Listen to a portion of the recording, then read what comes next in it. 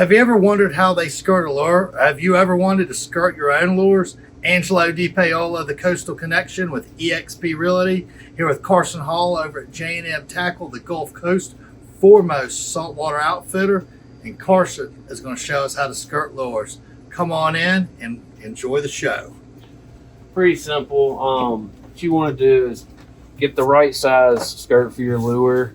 You can kind of measure it out, and by sizing it up, you don't want too much flare because you want it to cinch down tight on the lure. Once we have the size picked out that we want, we're going to start with the inner skirt first. And where the narrowest section is, we're going to trim about 3/8 to a 1/2 inch above that section. Once we do that, we're going to flip it inside out. And you see this little ring right here? We want to put that just past where we want to tie, so when we fold it back down, it cinches down to the smallest diameter there is. So now that we flipped it inside out, we're going to spray a little pledge in here. You can use soap, whatever you have that's slippery to make it slide on. I'm going to slide it on, and this one's going to go to the first dovetail. So that little lip on here, I'm going to put it to right here on this outer one.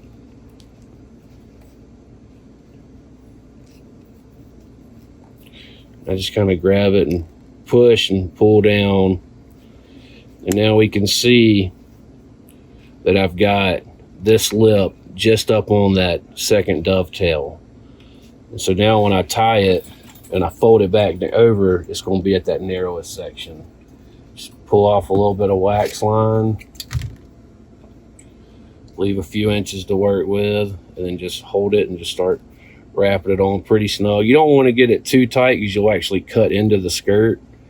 And after you've wrapped it on, now we're just going to do a knot. I do overhand knot, go 3 times, cinch it down, and go twice, cinch it down, and then put both of them together and do an overhand knot, and then separate it and pull down, and that locks it in. So that's actually called a pyramid knot because you 1, 2, 3, 2, 1. Yeah, kind of so, and pretty popular way to end a lot of your bait rigging and stuff too, with the wax line. Yeah.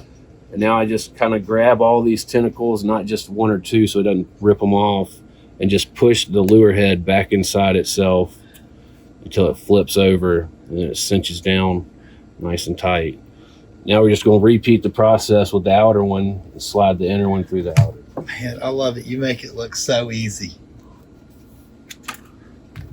We skirt quite a few of them around here. So I cut it off, flipped it inside out, put a little pledge in here. And this is probably one of the most aggravating parts, is trying to get that started and get them all to fall in. Some lure heads, you can do the outer skirt first and then do the inner.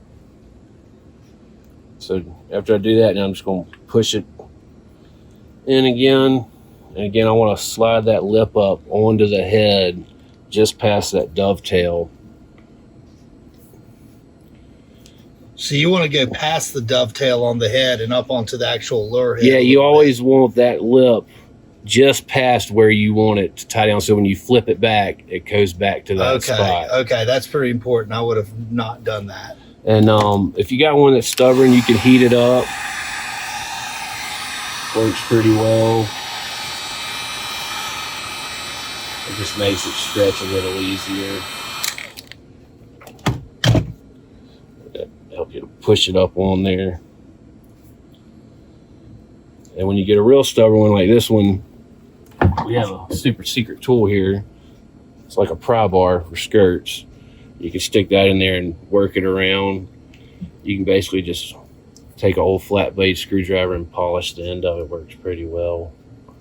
But again, I got that lip just past the head. So when I tie this wax line down, it'll flip down to the tightest section. That prevents having that big bulge behind the head from the skirt.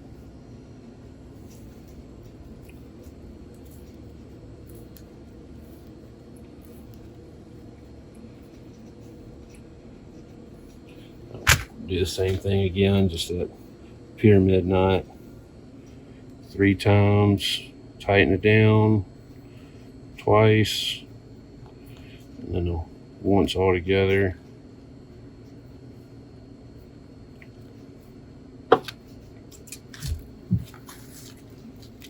And I'm grabbing all these when I go to pull it backwards.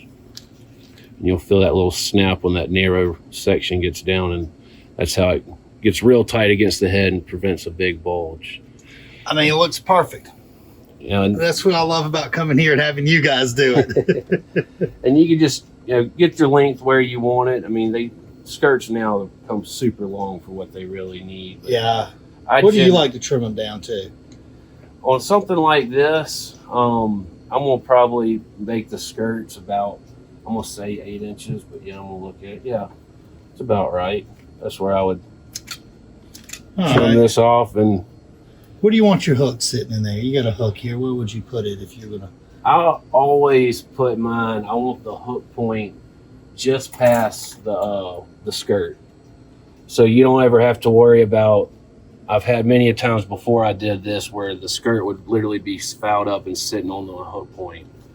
And so I always make sure mine's spaced out just past the skirt so it can't get fouled up. Awesome. Awesome. Personal question. Mm-hmm. Stiff rig or loose rig? I'm an intermediate there. I don't want a super floppy flex rig, Yeah. but also don't want something that's super stiff and going to take away all the action from my lure. I do a lot of my rigs. If they're real light cable or light hooks, I'll leave some cable exposed.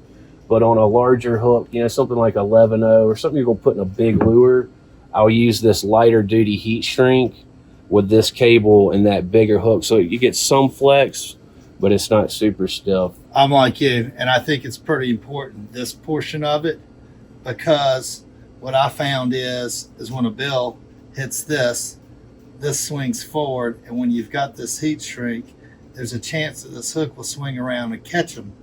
But when this isn't heat shrunk and this hook just kind of moves freely, well, physics tells you if something hits this and this swings forward, the hook is going to swing backwards. Right. And you miss. I've tried it. I thought the looser hook set would work, but this is what I like too. Yeah, that's definitely what I prefer. Some guys are a little different, and these are the hooks that I really like. These quick rig tuna blade. It's got a needle eye. And what's really nice about that, when you build your hook sets, when a fish comes up and grabs it like a dog bone, you don't have this big bulge from that eye to pull through his mouth with its closed, so it's slimmer. It's going to slide through there and get that hook to hub up. And I've seen guys also kind of take a little Dremel tool and sand this down a little bit smoother. Yeah, it's getting down in the weeds, but everybody, that's why I asked, it's a personal, what's your personal preference? How much time do you have to prep? If you've got time to kill, go for it. If you don't have to go to that extreme, to do it. But, an ounce of prevention is worth a pound of cure. Anyways, look, now that you've seen this, you can skirt your own lures. If you're like me, you have 2 small kids and a full-time job, you bring all your lures up here to J&M, let them skirt them, let them build you your hook sets that you want. They'll build to your specifications, get them all rigged up. All you have to do is come give them some moolah and go fishing. Anyways, as always, leave some fish for tomorrow for our kids. Leave your trash out the splash. If you need tackle advice, hit these guys up at J&M Tackle. Ask for Carson. If you want any real estate advice, if you're looking to buy or sell, hit me up, Angelo DePaola, the Coastal Connection. Shoot me a DM. Catch you later.